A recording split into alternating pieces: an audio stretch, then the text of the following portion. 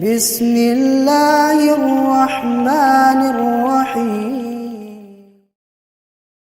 إن الحمد لله نحمده ونستعينه ونستغفره ونعوذ بالله من شرور أنفسنا ومن سيئات أعمالنا من يهده الله فلا مضل له ومن يضلل فلا هادي له أشهد أن لا إله إلا الله وحده لا شريك له وأشهد أن محمدا عبده ورسوله اللهم صل وسلم على نبينا محمد وعلى آله وأصحابه ومن تبعهم إلى يوم الدين. Amma ba'du. Para jemaah rahimani wa rahimakumullah, kita lanjutkan pembahasan kita tentang akhlak dan kita ambil dari pujian faidah yang disampaikan oleh Nabi kita Muhammad sallallahu alaihi wasallam dalam kitab yang mulia, yaitu kitab Al-Adabul Mufrad dan ditulis oleh Imam Bukhari rahimahullah, dan kita pelajari adab-adab yang diajarkan oleh Nabi kita Muhammad sallallahu alaihi wasallam dengan tujuan agar kita bisa senantiasa memperbaiki diri kita sehingga kita bisa senantiasa menjadi pribadi yang baik. Dan ketahuilah bahwasanya adab itu ada 4 macam. Adabun ma'allahi tabaraka wa ta'ala, adab terhadap Allah kepada adab terhadap Allah azza wa jalla. Wa adabun ma'a rasuli, adab terhadap Nabi kita Muhammad sallallahu alaihi wasallam, mengetahui hak-hak beliau, bagaimana bersikap sopan santun kepada beliau. Wa adabun ma'an nas, adab terhadap manusia, adab kepada sesama manusia. Dan yang terakhir, wa adabun ma'an nafsi, adab terhadap diri sendiri, bahwasanya diri kita ini juga punya hak yang harus kita jaga, bahwasanya diri kita ini juga memiliki hak yang harus diperlakukan sesuai dengan yang telah diajarkan oleh Allah dan Rasulnya.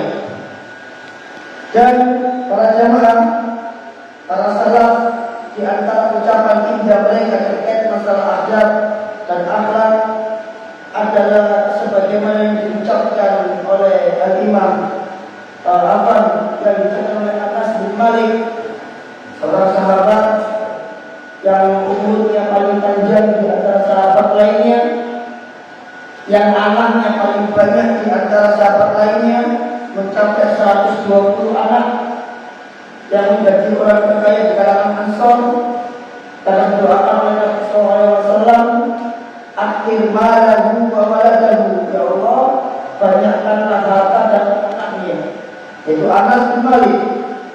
Dia pernah mengatakan, innal abada la yabdu bi husni khuluqihi a'la darajatin fil jannah wa huwa ghairu abid. Sesungguhnya seorang hamba itu akan mendapatkan derajat paling tinggi di surga dengan kebaikan akhlaknya, meskipun dia bukan ahli ibadah. Meskipun dia bukan ahli ibadah, dia hanya melakukan yang wajib-wajib saja, puasanya cuma Ramadan saja, sholatnya cuma sholat wajib saja, tapi adabnya luar biasa, akhlaknya luar biasa. Kata Anas, orang seperti ini dia bisa meraih derajat paling tinggi di surga, meskipun dia bukan ahli ibadah. Wayadalu bisu'i khuluqihi asfala jaratatin fi jahannam wa huwa abid. Dan seseorang itu dengan akhlak dia yang jelek, akhlak dia yang buruk, suka nyakitin orang lain, suka nyakitin istrinya, tidak paham bagaimana berakhlak kepada anaknya, tidak paham bagaimana Allah memberi amanah kepada dia tentang anaknya, maka orang seperti ini dengan akhlak dia yang jelek, asfal jaratatin, dia bisa mendapatkan asfal jaratatin fil jahannam, tempat paling rendah tingkatan paling bawah di dalam neraka jahanam. Bahwa abid, padahal dia seorang ahli ibadah. Aku perhatikan, kalau Allah bicara surga, itu Allah mesti bicara derajat. Tapi kalau Allah bicara neraka, itu Allah pasti pakai kata darokat. Ini pernah saya sampaikan dulu sekali. Derajat, darajat, dan darokat.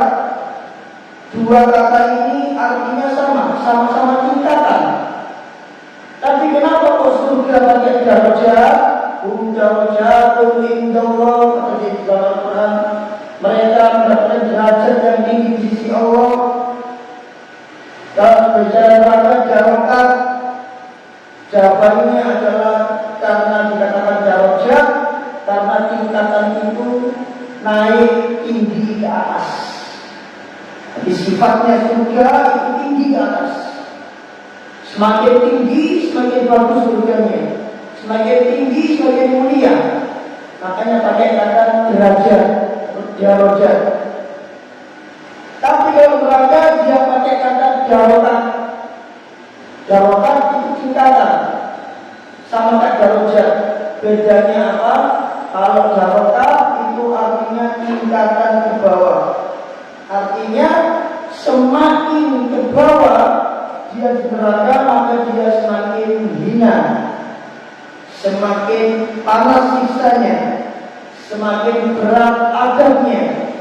Jadi neraka itu semakin dalam, semakin susah, semakin janggal, semakin ringan. Tapi seringan ingin neraka, tetaplah neraka. Gitu ya. Serendah-rendahnya surga, tetap masuk surga dalam penuh kenikmatan.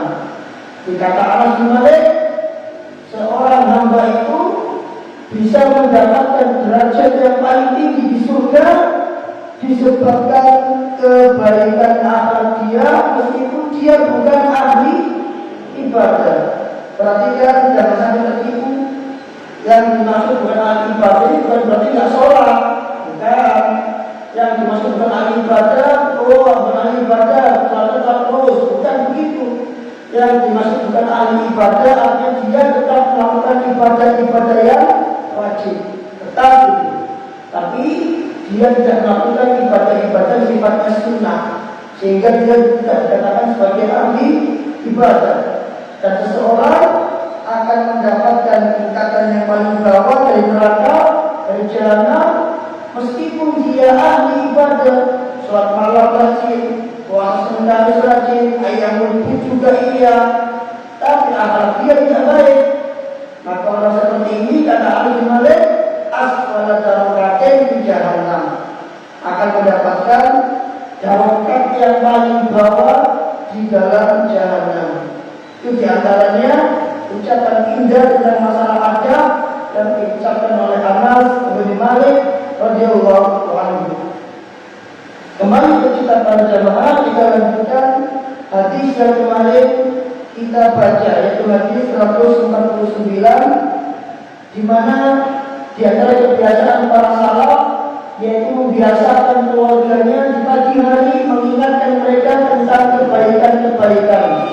Di antaranya diingatkan tentang orang-orang miskin, diingatkan tentang tetangga-tetangga, dan diingatkan tentang apa ini? Diingatkan tentang anak-anak yatim setiap pagi. Artinya kemarin kita sudah katakan bahwa tugas seorang ayah yang berat karena dia harus membiasakan keluarganya untuk tetap berbuat baik atau katakan di hadapan Allah. Kemudian dilanjutkan yang bagian ini. Kata Al-Hasan bin Ali bin Abi Thalib, ya Al-Hasan ini. Iya, Al-Hasan. Kata Al-Hasan Al-Basri, wa usri akhiriyarikum, orang-orang yang terbaik sedangkan orang-orang baik di antara kalian usri'ah, diwafatkan oleh Allah. Nah ini qadarullah, takdirnya Allah. Tentu Allah punya hikmah. Kalau kita bilang kenapa kok orang baik umurnya pendek,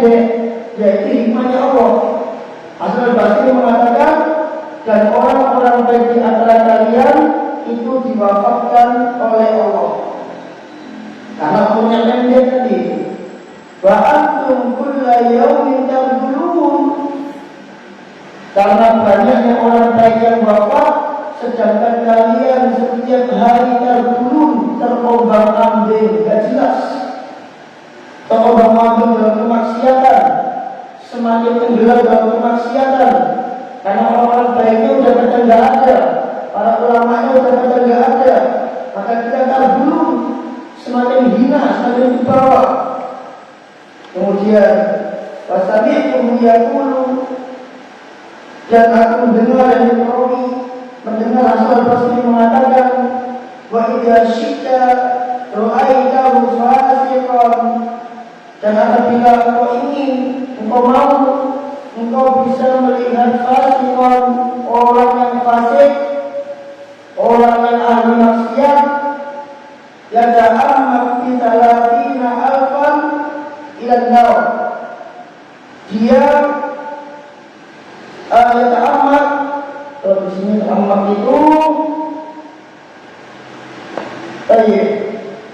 dia dengan 30.000 uang yang dia miliki, 30 dirham atau 30 dinar yang dia miliki, itu dia senang dengan uang tersebut, tapi ternyata uang tersebut justru mengantarkan dia ke dalam neraka. Malu, kenapa kok dia bisa masuk neraka dengan uang 30.000-nya? Qatalullah, semoga Allah membinasakan dia. Kenapa kok dia bisa masuk neraka gara-gara duitnya? Apa kata Hasan Basri? Fa'aqalahu minallah bitamani aizin, karena dia menjual bagian dia dari Allah dengan harga yang murah. Dia jual surganya dia dengan harga yang murah. Dia jual rahmat Allah yang Allah berikan kepada dia dengan harga yang murah. Kalau dalam Al-Quran, Allah berfirman dalam surat Al-Baqarah, innal ladzina yaktumuna anzalallahu minal kitabi wa yashtaruna bihi thamanan qalilan, dan sesungguhnya orang-orang yang menyembunyikan apa yang diturunkan oleh Allah, yakni Al-Quran, wa yashtaruna bihi thamanan qalilan, dan mereka menjualnya dengan harga yang murah. Ulaika ma kana lahum fi butunihim illa an-nar, mereka itulah orang-orang yang tidak ada di dalam perut mereka kecuali api neraka. Ini contoh dari orang-orang Yahudi. Dia dikatakan sebagai orang yang menjual ayat-ayat Allah dengan harga yang murah. Maksudnya adalah dia memahami, dia mengetahui kebenaran dari Nabi SAW, tapi yang seharusnya dia bisa masuk surga dengan beriman kepada Rasul, ternyata mereka justru menyembunyikan kebenaran yang ada pada Rasulullah SAW. Ini dikatakan oleh Allah, dia menjual kebenaran itu, dia menjual ayat-ayat Allah itu dengan harga yang murah. Artinya dia tukar keimanan dengan dunia. Karena kebiasaan orang Yahudi itu, Pak, itu mereka terima duit dari orang-orang Madinah.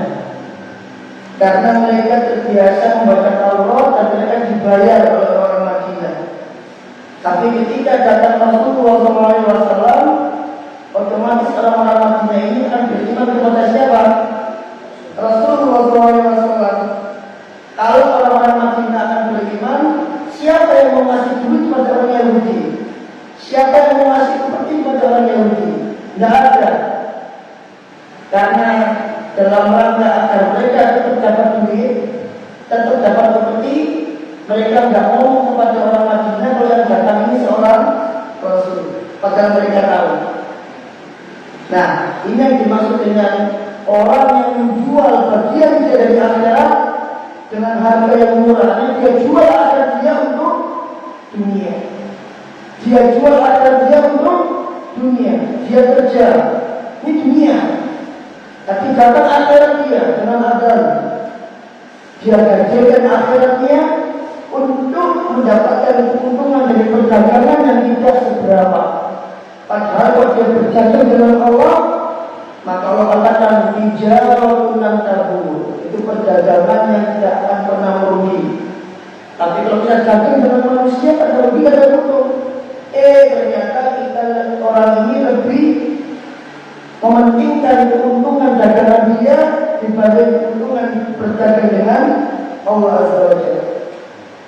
Dan di antara ucapan yang bagus yang diucapkan oleh Syekh Muhammad bin Abdul Wahab terkait Kashfus Syubhat, beliau mengatakan, dan engkau melihat bahwasanya orang-orang yang senantiasa tetap membela kesesatan, orang-orang yang senantiasa tetap membela penyimpangan, hal itu disebabkan karena mereka khawatir kehilangan pengikut atau khawatir kehilangan dunia dia.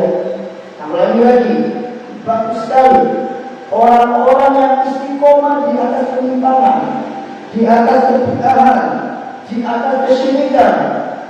Kenapa dia istiqomah di atas itu? Padahal dia tahu itu salah. Jawabannya ada dua. Orang-orang seperti ini kata Syekh adalah orang-orang yang dia istiqomah karena khawatir kehilangan dunia. Gak dapat amplop lagi kalau dia berbuat syirik. Gak dapat amplop lagi kalau dia tidak berbuat dosa. Gak punya pengikut kalau dia bertobat kepada Allah. Khawatir kehilangan dunia atau khawatir kehilangan pengikut. Maka orang-orang yang mempertahankan tradisi dia, dan kata mereka Islam harus bertradisi. Padahal Nabi datang ke Madinah itu Nabi menjadikan Madinah ikut Islam, bukan Islam yang ikut budaya Madinah. Begitu. Menjadikan orang Arab ikut budaya Islam, bukan Islam yang ikut budaya Arab.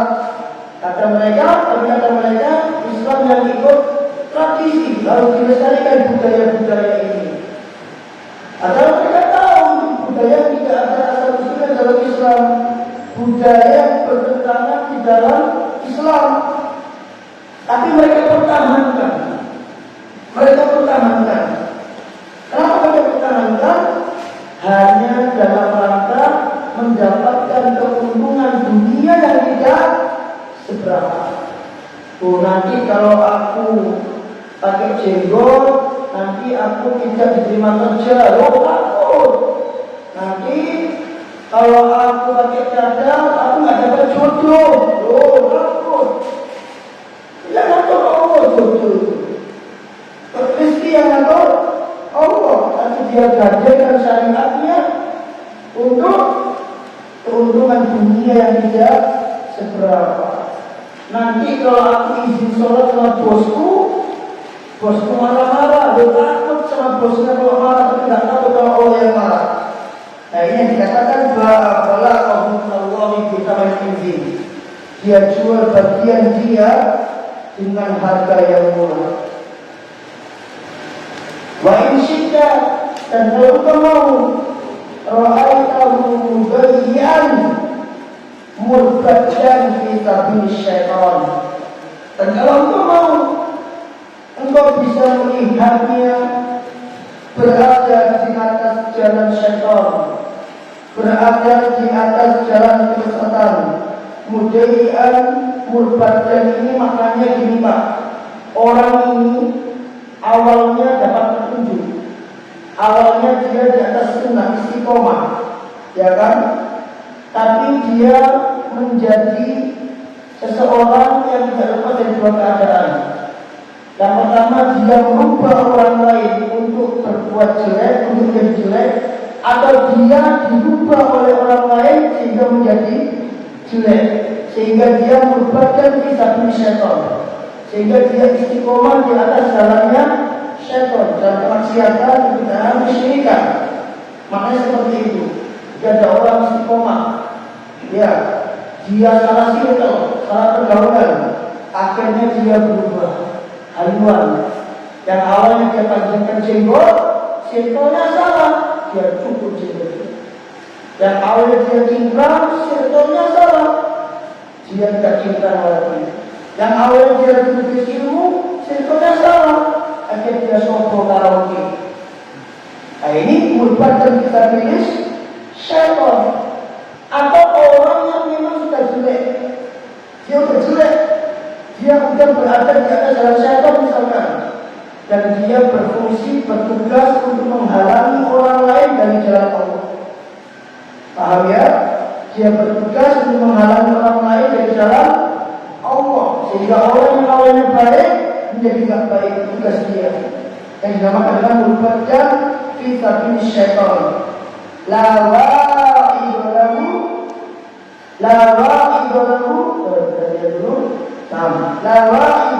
min nafsihi wala min nas. Orang seperti ini dia tidak memiliki seorang memberi nasihat dari dalam dirinya dan juga dari manusia. Pak, nasihat itu dua. Ada kalanya nasihat itu datang dari manusia. Tapi kalaupun tidak ada manusia yang menasihati, ada kalanya nasihat itu datang dari diri sendiri. Mungkin antum pernah dengar yang namanya suara hati. Itu adalah nasihat yang Allah berikan kepada hati manusia untuk menasihati diri sendiri.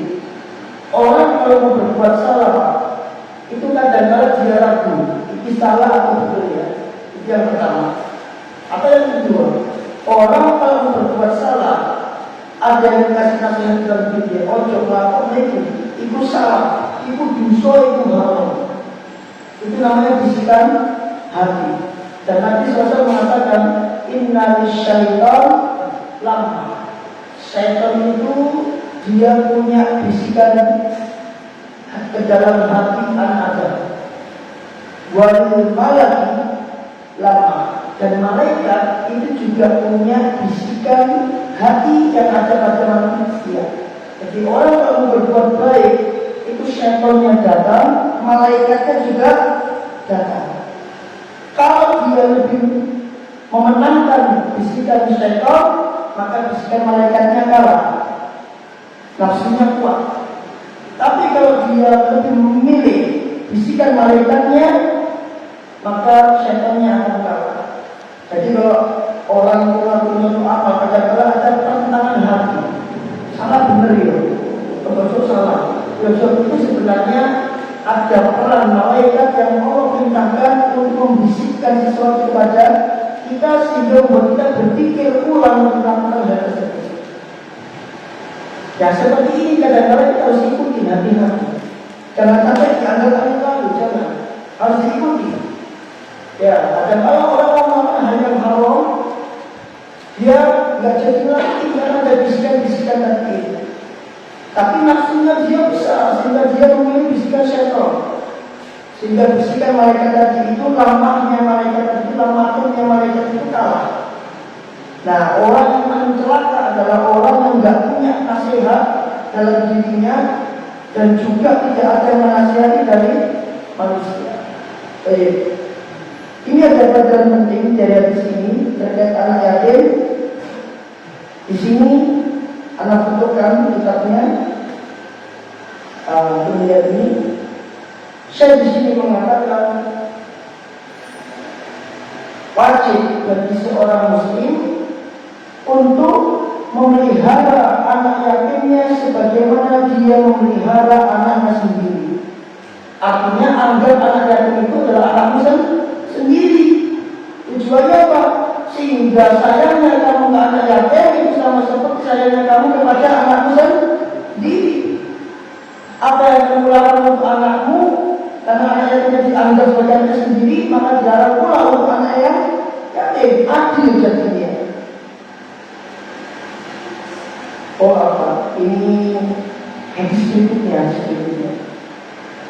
Ayat berikutnya. Silakan baca.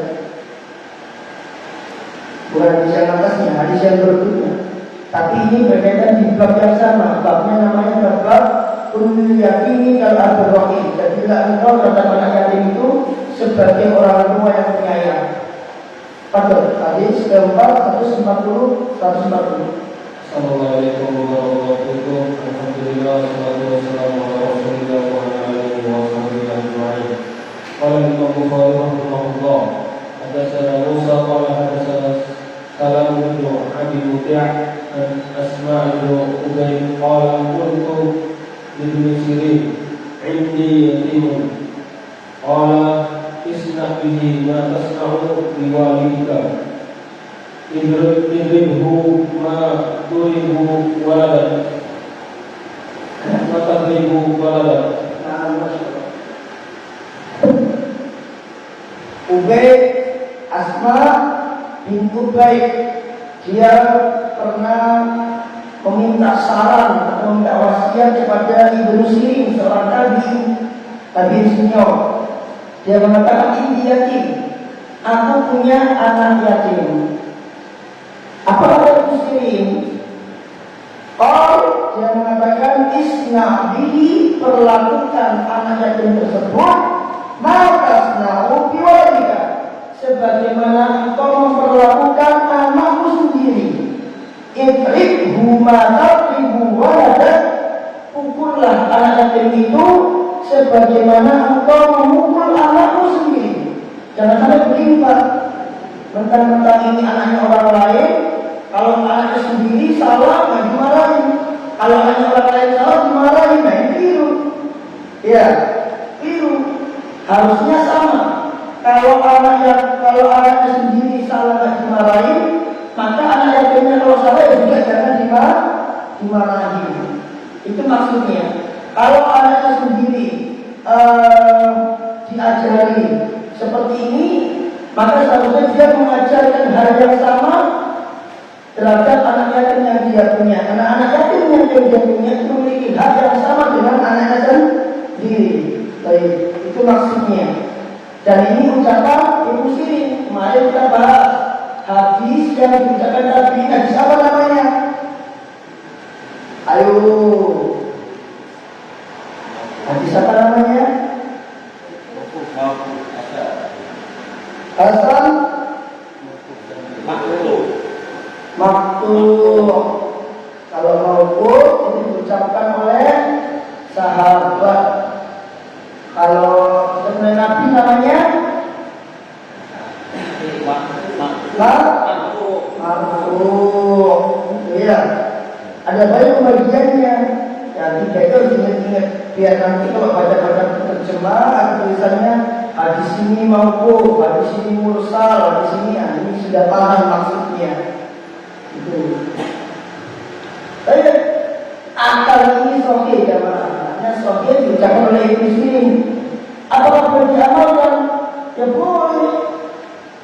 Apakah sunnah? Ya sunnah. Apa yang sesuai dengan sunnah dan ucapan ini? Ini kan tujuannya agar kita menyayangi anak yatim seperti sayangnya kita ke anak kita sendiri. Karena orang tua itu kalau menyayangi anaknya sendiri, dia kasih 100%. Tapi kalau untuk anak orang lain, dia tidak kasih 100%. Kalau orang itu seorang pendidik, dia tidak akan membedakan anak orang lain dengan anaknya sendiri.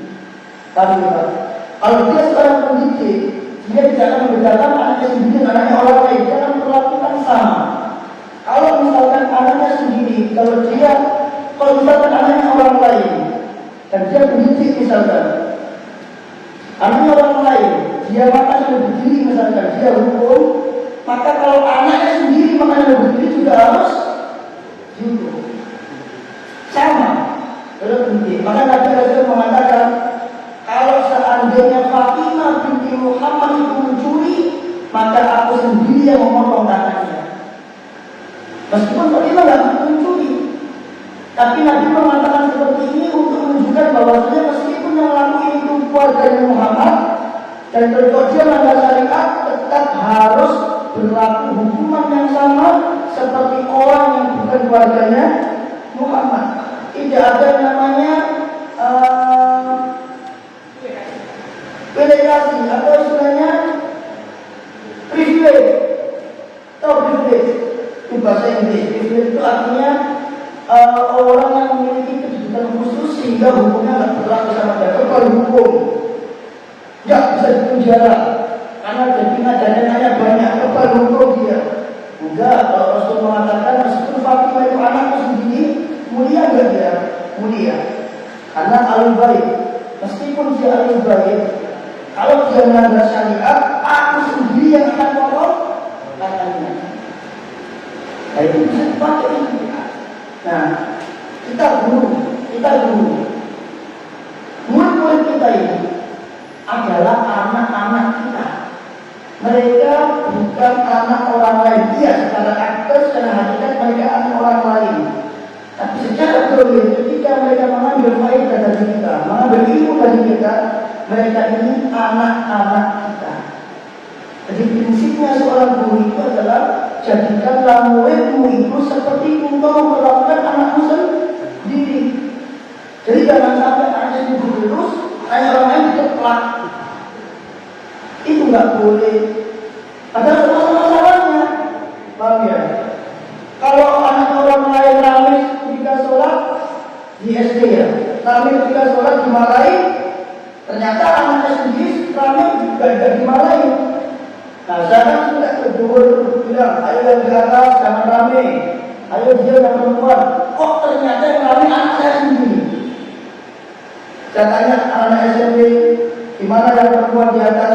Semuanya di situ Ustaz cuma 2 orang. Siapa 2 orang? Zakia, 2 anak kecil. Kalau saya nggak mau menghukum anak saya sendiri, berarti saya nggak boleh menghukum anak orang lain ketika dia melakukan kesalahan yang sama dengan anak saya sendiri. Inilah keadilan tadi. Ini gitu. Ya, kembali ke anak tadi itu, perlakukan mereka seperti anakmu sendiri. Nah, ini kata saya yang musyawarah kita saja ini, saya mengatakan wajib atas seorang muslim untuk memelihara anak yatimnya sebagaimana dia memelihara anaknya sendiri. Dan Ibnu Sirin rahimahullah bahwa tabi'in dan dia termasuk di antara tabi'in wajib mukallifina ila ri'ayati aitam. Dia memberikan taujih, memberikan nasihat kepada orang yang mukallaf, maksudnya orang yang menanggung beban si anak yatim tersebut ila ri'ayati aitam, untuk memelihara anak yatim tersebut. Apa nasihatnya? Yaitu agar mereka mempergauli anak yatim sebagaimana seharusnya mereka mempergauli anak-anak mereka, dan sebagaimana mereka mempergauli anaknya. Nah, ini yang penting Pak, ini pertanyaan penting. Anak mau kasih tahu orang ini. Makanya nafsu itu adalah penting. Karena seseorang terkadang mereka mempergauli anaknya sebagaimana yang diperintahkan oleh syariat, tapi mereka membiarkan anaknya ketika anaknya melakukan kesalahan. Tahu maksudnya?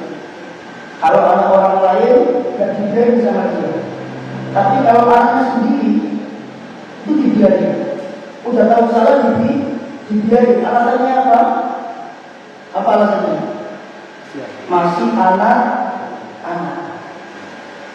Terkadang seseorang itu dalam mendidik anaknya itu dia sesuai dengan syariat, tapi justru kadang dia membiarkan anaknya ketika melakukan kesalahan, tidak diajari, tidak dikasih tahu, ya kan? Wala yuhasibu ala syai'in akahu, dan dia tidak peduli, dia tidak memfilter segala sesuatu yang datang kepada anaknya.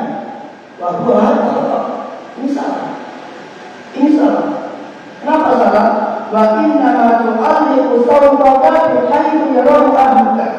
Karena engkau menggantungkan pecutmu itu tujuannya adalah agar keluargamu melihatnya. Di antara perintah Nabi itu adalah seseorang itu menggantungkan pecutnya di tempat yang bisa dilihat keluarganya. Tujuannya bukan untuk dipercaya ke orang. Tujuannya adalah agar orang yang ada di antara keluarganya itu kalau mau melakukan kesalahan itu dia takut karena dia melihat kecutnya bapaknya. Paham? Ayah guru zaman dahulu kalau dia ngajar dia pakai penjalin. Ini apa dijadikan begini tidak? Agar anak-anak yang melanggar itu nggak berani melanggar karena penjalinnya tadi itu. Maksudnya Syekh di sini adalah untuk menggantungkan cambukmu itu di tempat di mana keluargamu melihatnya. Karena Nabi mengatakan gantungkan cemeti atau cambuk di tempat di mana keluargamu melihatnya. Kenapa? Li'anna man amila al-uqubata asal al-adab, agar dia itu selamat dari akibat adab yang jelek. Dan yang lain, apa tujuannya digantungkan cambuk itu? Kata Ibnu Abbas, fa inna lahum adabun, fa inna lahum adabun, agar menjadi pelajaran adab buat mereka. Ingat cara ditanya anak tapi tidak geser begini. Nah, ya kan? Fa inna lahum adabun, agar menjadi adab buat mereka. Pak, anak baca kitab yang ditulis oleh Syekh Ahmad bin Abdul Aziz Tayyar, judulnya Kaifa Turabbi Abnaa, bagaimana engkau mendidik anakmu. Meskipun dia anak-anak, tetap ada pendidikan di situ. Hanya saja pola pendidikan mereka itu berbeda sesuai dengan umurnya.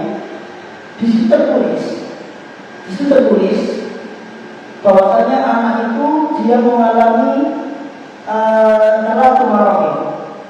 3 fase. Anak ngomong fase yang pertama saja.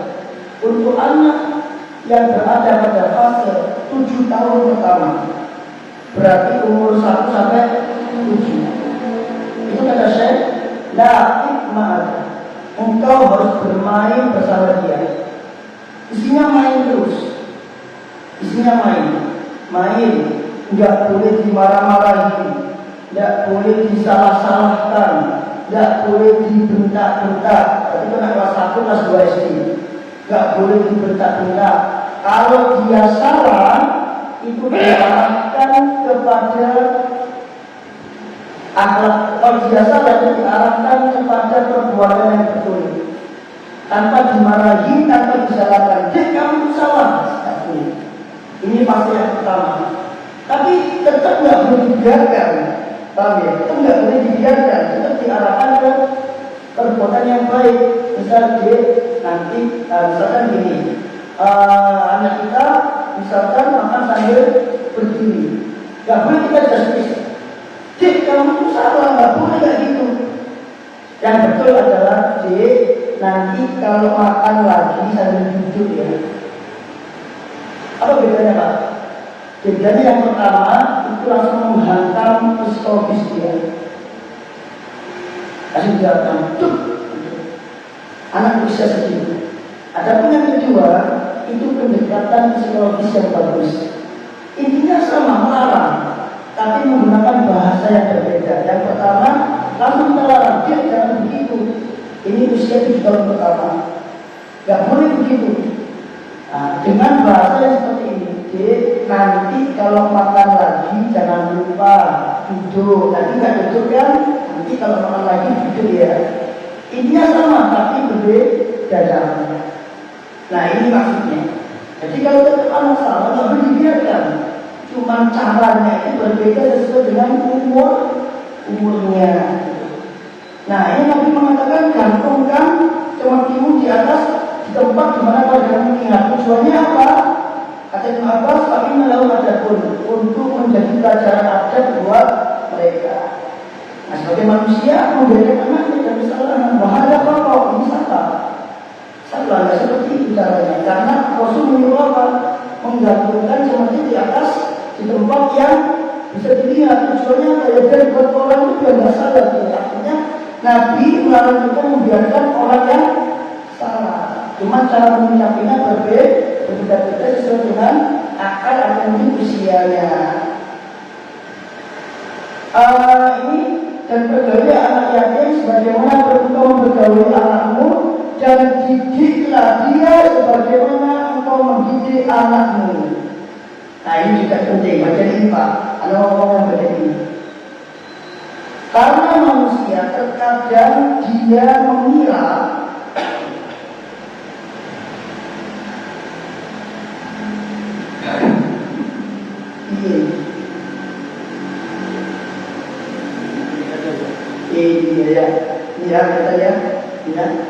karena manusia terkadang dia mengira bahwasanya ketika dia membiarkan anaknya melakukan apa saja yang dia inginkan, yang anaknya inginkan, fa inna dzalika yuqarribuhu minallah. Dia menyangka bahwasanya cara dia seperti itu bisa mendekatkan anaknya kepada Allah. Maksudnya ada kalau orang tua itu atau seseorang itu membiarkan anaknya melakukan apa saja terserah, kan masih anak, dia mengira bahwa cara dia itu bisa mendekatkan anak tersebut kepada Allah, bisa mendekatkan dirinya kepada Allah dengan cara, oh aku sayang sama anakku karena sayangnya tadi dia merefleksikan sayangnya dengan cara membiarkan anaknya karena masih anak-anak begitu. Ini ucapan dalam ucapan orang Arab. Kalau terkadang seseorang itu menyangka apabila anaknya menuruti semua yang dia mau. Nah, ini maksudnya kalau itu adalah seperti goreng itu ini Pak, punya unta.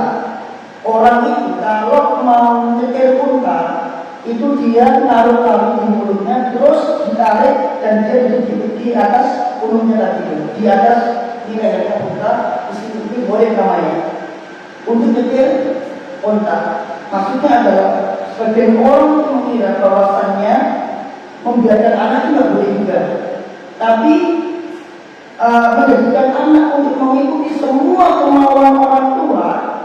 Nah, sebagian orang menyangka anak yang mengikuti semua kemauan orang tuanya, dia menyangka bahwa hal itu bisa mendekatkan anaknya kepada Allah. Padahal banyak sudul yakin padahal hal itu justru anak yatimnya menjadi rusak sebabkan hal tersebut. Ayolah.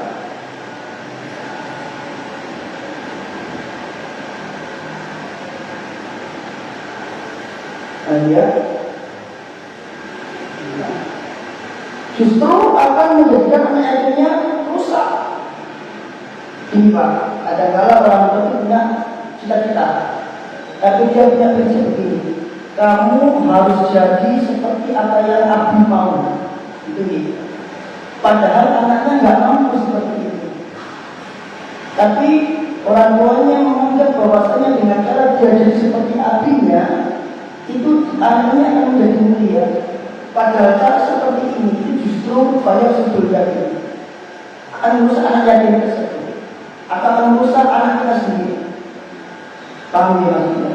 Kalau pemain bola, kamu harus main bola kayak bapak, atau dia nggak bisa main bola, tapi harus jadi pemain bola. Yang ada bukan malah baik, tapi malah rusak. Maksudnya apa? Dalam sistem pendidikan bagi anak yatim atau anak lainnya, pendidikan itu adalah bukan dengan cara mendidik mereka apa yang kita mau. Tidak semua yang kita mau harus kita lakukan. Mereka bukan robot yang bisa sesuai. Tapi hanya waktu ada menggali potensi dia. Dia ahli di bidang apa? Dia unggulnya di bagian mana? Ada anak-anak MDT itu yang dia nggak pandai untuk menghafal, nggak pandai untuk memahami Pak. Tapi kalau urusan muamalah sama orang nomor satu di mana? Ada temannya jatuh, dia nomor satu yang nolong. Ada bunyinya sakit, anak ini ya anak yang nomor satu pasti tanya, Ustaz sakit ya, kenapa kok sakit? Jadi nggak ada anak yang tanya kabar Ustaznya atau kabar Ustaznya itu anak ini. Tapi anak ini nggak mampu menghafal, mampu memahami. Dia unggul di sini, dia kan di sini. Kita ajak dari sosialisasi, kita ajak dia untuk istilahnya berbagi dengan sesama untuk meningkatkan keunggulan kita. Itu Pak, maksudnya seperti itu.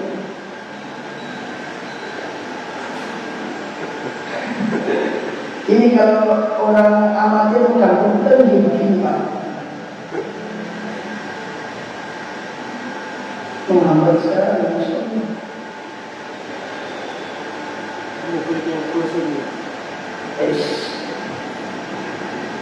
Fayaqul waliyuhu, padahal orang ini tadi dia akan menjadi wali anak yatim.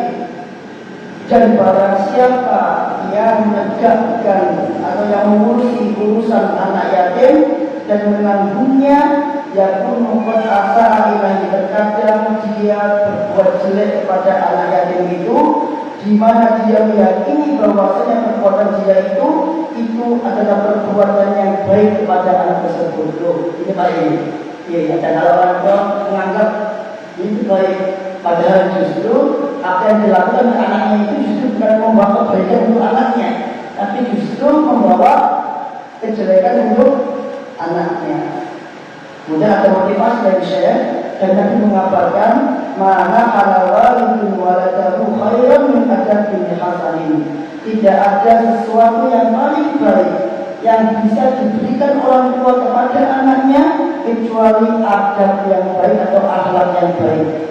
Jadi kalau orang tua mati mendapat warisan itu nilainya kalah dengan peninggalan orang tua yang bernama adabin hasanin.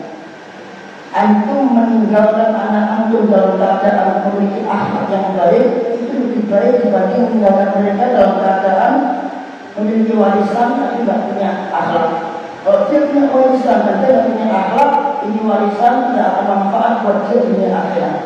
Kalau dia tidak ditinggalkan warisan dan dia punya akhlak dan akhirnya harta yang berharga, maka dia bisa menjaga dirinya dari minta-minta. Tapi kalau kita meninggalkan mereka karena tidak punya akhlak, yang warisan banyak dia punya akhlak, warisannya habis, tidak punya duit, apa terjadi? Dia akan meminta, anak punya akhlak.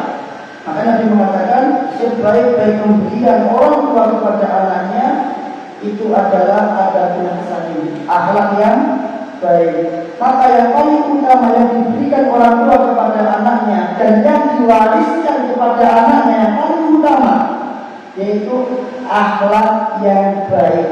Apa itu? An-yu'aqibahu adaban hasanan, yaitu dia mendidik anaknya, mengajari anaknya adaban hasanan, adab yang baik. Jadi ada 4, adab kepada Allah, pada Rasul, sama manusia, dan adab kepada dirinya sendiri. Adab kepada Allah, adab tentang haknya Allah, adab tentang tauhid, adab kepada Rasul, ajarkan tentang sunnah, haknya Rasul itu apa saja, hukum Nabi, haknya Rasul itu apa saja, ajarkan semua itu. Tidak cuma mengajarkan adab kepada sama manusia, tidak cuma itu. Seringkali orang itu mengajarkan anak adab sama manusia, tapi dia juga mengajarkan anaknya adab kepada Allah, sehingga anaknya sopan sama manusia, tidak sopan sama Allah. Ini apa tujuannya? Agar mereka istiqomah pada dalika, agar mereka istiqomah setelah engkau wafat di dalam kehidupan mereka, dan agar mereka menjadi orang yang dekat kepada agama, yang berjalan di atas jalan yang lurus, mendekat kepada Allah Azza wa Jalla. Demikian pula anak yatimmu. Seperti itulah yang dikatakan oleh Ibnu Sirin rahimahullah. Ada banyak pelajaran yang kita dapat dari akar Ibnu Sirin, pelajaran yang pendek sekali. Hanya mengatakan jadikan anak yatim seperti anakmu. Ternyata faedahnya banyak banget yang bisa masuk. Faedah-faedah pendidikan diantaranya apa? Wariskan kepada anak adab yang baik. Jangan membiarkan anak begitu saja, tidak boleh. Jangan juga memperlakukan anak sesuai dengan apa yang kita inginkan. Yang itu bagaimana? Perlakukan dia sesuai dengan syariat, sesuai dengan syariat atau potensi yang dia miliki. Pun ini saja yang bisa saya sampaikan.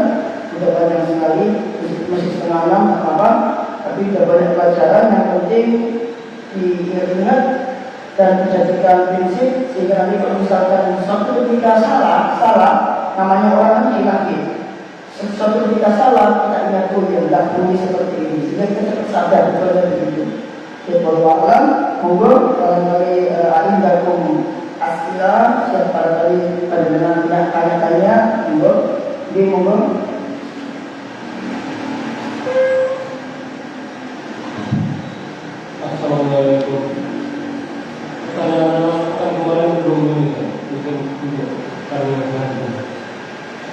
Dan apa? Ada. Bukan. Sholat tasbih. Oh iya, ada belum cari. Belum cari. Nah, Kenapa ini kalau anak itu tantrum atau ini ya emosinya itu tertekan, bagaimana kita menyikapinya? Sedangkan dia ketika dibiarkan dulu dia kamu beberapa saat, atau kita bilang 10 menit lagi ya tungguin, atau kalau kita suruh dia. pertama kita harus tahu sebabnya dulu. Apa yang menyebabkan dia menangis? Kita harus paham dulu. Kalau itu sudah paham sebabnya, maka jangan lakukan sebab itu sendiri tidak menangis. Yang pertama. Terus yang kedua, kegagalan anak kampung itu disebabkan karena mereka tidak mau melakukan kebaikan. Nah, ini harus ada win-win solution. Harus ada solusi itu yang membuat dia mau melakukan kebaikan tanpa harus nangis. Bagaimana caranya? Mungkin bisa diajak melakukan bersama. Diajak melakukan bersama. Misal begini. Dan anak perempuan, jalan. Saya nyuruh dia, misalkan, Kak, rapikan piringnya, Kak, rapikan bajunya, Kak, rapikan sepatunya, Kak, rapikan tasnya. Kira-kira anak seperti itu kadang mau apa enggak? Kadang mau, kadang tidak mau, kadang langsung main, langsung begitu kan. Terus bagaimana diajak melakukan bersama? Misal dipegang tangannya, coba lihat api, dibawa parung, ini caranya, dilihatkan. Besok kamu kalau pulang sekolah, ini taruh di sini. Jadi dia melihat prakteknya, karena anak itu kadang-kadang dia nggak mempraktekkan karena dia nggak tahu bagaimana cara mempraktekkan. Dan seperti jangan dimarahin. Nah, gitu ya. Anak usia kelas 3, kelas 4, kelas 6, kelas 5 suruh cuci baju misalnya. Kira-kira bajunya bakal bersih atau enggak? Tidak akan bersih. Terus dengan kata ini, kamu tidak bersih gitu ya? Itu adalah proses pendidikan. Proses yang itu bagaimana diajari, gimana caranya mencuci bersih. Ini loh, cara mencucinya. Ini loh cara mencucinya. Kalau baju yang seperti ini, mencucinya begini. Kalau baju yang begini, mencucinya begini. Karena kalau dia tidak bersih itu wajar, karena dia belum bisa. Jangan bisa saja mengambil alat cucian itu sendiri, biar cepat selesai. Tapi konsekuensinya adalah tidak ada yang pendidikan yang dengan ajarkan kepada anak panjenengan. Sehingga apa yang terjadi? Kalau nanti panjenengan sudah tidak ada, dia tidak bisa apa-apa. Ada apa dia salah? Kalau ada guru SMA saya, salah dalam belajar itu adalah hak seorang murid. Karena dia belajar, kalau dia belajar, dia berhak untuk salah. Karena kalau dia tidak salah, berarti dia tidak belajar. Kalau dia belajar, dia berhak untuk salah. Namanya orang belajar pasti ada salah, pasti. Itu prinsip. Orang belajar itu berhak untuk salah. Nah, menyikapi kesalahan tadi jangan disalahkan, kan dia belajar. Kan dia belajar belum bisa. Itu dia. Kalau harus disalahkan, pakai bahasa yang bagus. Itu kalau misalkan anak tersebut tidak mau melakukan kebaikan dan dia nangis melakukan. Maka yang solusinya adalah dari kitab yang ada seperti tadi itu dari Patron Abdinaat itu kadang-kadang caranya adalah dengan cara mengajak bareng anak tersebut untuk melakukan hal yang sama, praktekkan oleh orang tuanya. Terus orang praktek dikasih kata sekarang kakak yang praktek gimana? Abi mau lihat, pahami. Insya Allah seperti itu. Begitu sabun, jadi mau apa? Assalamualaikum warahmatullahi wabarakatuh. Dari Pak awal mengatakan tentang menyembunyikan kebenaran atau menyembunyikan jadikan Al-Quran yang Pak Ustaz. Yang saya tanyakan, bagaimana saudara kita yang menafsirkan Al-Quran dengan cara berbeda? Kan ada beberapa penafsiran yang berbeda dengan kita kan Pak Ustaz. Contohnya seperti awal di atas as, ada yang mengatakan tidak, seperti bumi itu datar atau bulan. Kan penafsirannya berbeda. Apakah juga diartikan bahwa mereka menyembunyikan kebenaran atau memang dia tidak mengerti penafsiran yang benar Pak Ustaz? Jazakumullah. Tidak bisa Pak, tidak bisa dikatakan mereka menyembunyikan kebenaran. Kenapa? Karena kadang-kadang mereka menafsirkan satu ayat itu dengan prinsip atau kaidah penafsiran yang mereka miliki. Misalkan dalam ayat sifat, prinsip mereka dalam ayat sifat itu bukan an-nafsu wal itsbat seperti kita menafikan dan menetapkan. Mereka punya prinsip sendiri, dan prinsip itu mereka juga ambil dari kalangan salaf juga yang memiliki prinsip yang sama. Ya, misalkan dalam ayat sifat mereka mengatakan adapun semua ayat-ayat Al-Quran yang datang berkenaan sifat-sifat Allah, maka itu harus ditakwil agar Allah tidak menyerupai makhluknya. Dan ini terucap juga dari model yang pribadi. Semua hadis Nabi SAW yang berkaitan dengan sifat Allah pasti setelah itu hajar dengan pribadi ditakwil. Paham ini? Ibnu Hajar termasuk ulama yang mentakwil sifat-sifat Allah. Nah, yang seperti ini bagaimana? Yang seperti ini harus diskusi Pak.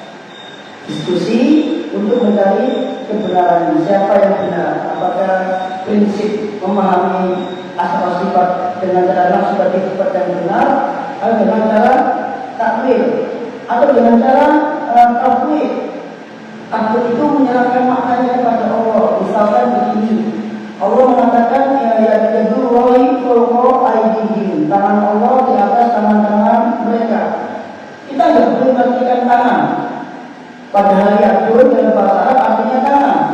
Tapi orang yang berpaham tafsir itu tidak boleh mengartikan yadun sebagai tangan. Itu siapa? Yakin ya yadun. Paham? Yakin ya? Yadun. Nah, mereka mengambil ini karena memahami ucapan Imam Ahmad yang mengatakan la kaifu wa la makna. Ayat-ayat yang berkaitan dengan sifat-sifat Allah kata Imam Ahmad itu adalah la kaif wa la makna. Tidak ada bagaimananya dan tidak ada maknanya. Maksudnya tidak yakin. Nah, tapi sebagian orang membaca maksudnya Imam Ahmad bukan seperti itu. Imam Ahmad mengatakan seperti ini karena sebagai bantahan terhadap Jahmiyah. Karena Imam Ahmad sendiri dalam usul-usulnya beliau juga menetapkan tentang ayat-ayat sifat. Jadi seperti ini tidak bisa dikatakan menunjukkan kebenaran. Malah justru mereka mencari kebenaran dengan metode yang mereka miliki. Kita mencari kebenaran dengan metode yang kita miliki. Terus bagaimana memkompromikannya? Diskusi. Metode siapa yang tepat dalam menafsirkan ayat-ayat sifat itu Pak. Tidak bisa dikatakan seperti itu. Dikatakan menyembunyikan kebenaran itu adalah dia sudah tahu benar tapi tidak mau nyampein. Nah, orang-orang yang berpemahaman Allah tidak ada salah, itu bukan berarti dia sudah tahu benar tidak mau nyampein. Justru dia meyakini bahwasanya yang benar itu tidak di atas aras. Nah, tapi orang Yahudi tadi itu mereka yakin Nabi ini benar, tapi disembunyikan sama mereka. Tahu sih? Jadi kalau misalkan ada orang sudah tahu Allah di atas aras dan dia yakin itu benar, tapi karena dia berdakwah kepada orang-orang yang tidak beryakin Allah di atas aras, akhirnya dia ikut. Kalau saya pribadi, Allah nggak ada di atas aras, begitu. Padahal dia yakin itu, tapi dia nggak yakin itu. Karena dia khawatir kalau dia berdakwah di atas nanti jamaah pengajiannya hilang. Akhirnya dia ikut keyakinan jamaah pengajiannya. Biar apa? Biar dapat show misalkan. Ini baru menyembunyikan kebenaran. Bisa dibedakan di antara orang yang tidak sudah tahu benar, nggak mau nyampaikan, sama orang yang menganggap itu benar. Nah, orang Yahudi itu sudah tahu benar tapi nggak mau nyampaikan. Mereka itu ke Mekah nyari bayi yang lahir, dibawa balik bayinya Nabi itu, semuanya ada dalam kenabian, kok kenabiannya ada, mereka tahu itu, tapi mereka pulang ke Madinah di sini. Kalau misalkan mereka mau ke orang Arab itu, beriman mereka orang-orangnya. Tapi mereka ketika datang ke rumahnya Abdul Muthalib, rumahnya Aminah, rumahnya Abdullah, bapaknya Nabi SAW, dilihat bayinya itu, cincinnya pas, sudah dihitam. Ada kok kenabian di punggaknya, kok cincinnya pas. Ya, mereka tahu ini Nabi, tapi mereka balik ke Madinah. Mereka balik ke Madinah dan mereka diem, tidak ngomong ke orang lain kalau ini bakal jadi Nabi. Karena kecewa mereka, gitu kan? Maka kenapa kok mereka ada di Madinah orang Yahudi? Orang Yahudi biasanya bukan di Madinah, Pak. Kenapa orang yang di Madinah? Mereka ke Madinah itu tujuan cuma satu, nyari Nabi terakhir. Karena di Taurat disebutkan bahwa Nabi terakhir itu akan turun di sebuah tempat yang subur pohon kurmanya. Dan tempat itu nggak ada lagi kecuali ada di Madinah. Makanya mereka berbondong-bondong mengungsi ke Madinah menanti kedatangan Rasulullah SAW. Jadi mereka tahu tapi mereka nggak ngomong. Makanya Allah mengatakan alladzina atainahumul kitaba ya'rifunahu kama ya'rifuna abna'ahum. Mereka orang-orang yang Allah beri kitab, orang Yahudi itu, mereka kenal sama Muhammad sebagaimana mereka kenal dengan anak-anak mereka sendiri. Jadi yang membuat mereka tidak beriman itu apa? Karena Muhammad dari bangsa Arab itu topis. Kalau ditanya, mereka berkata kami itu mengenal Muhammad melebihi kami mengenal anak kami sendiri, itu jawaban mereka. Kalau ditanya seperti itu jawabannya siapa? Hujjah bin Akhtab dari orang Badar Quraisy. Kami itu mengenal Muhammad seperti melebihi kami kenal sama anak mereka sendiri. Mereka diam. Ini yang dinamakan menunjukkan kebenaran. Saya Allah Subhanahu wa taala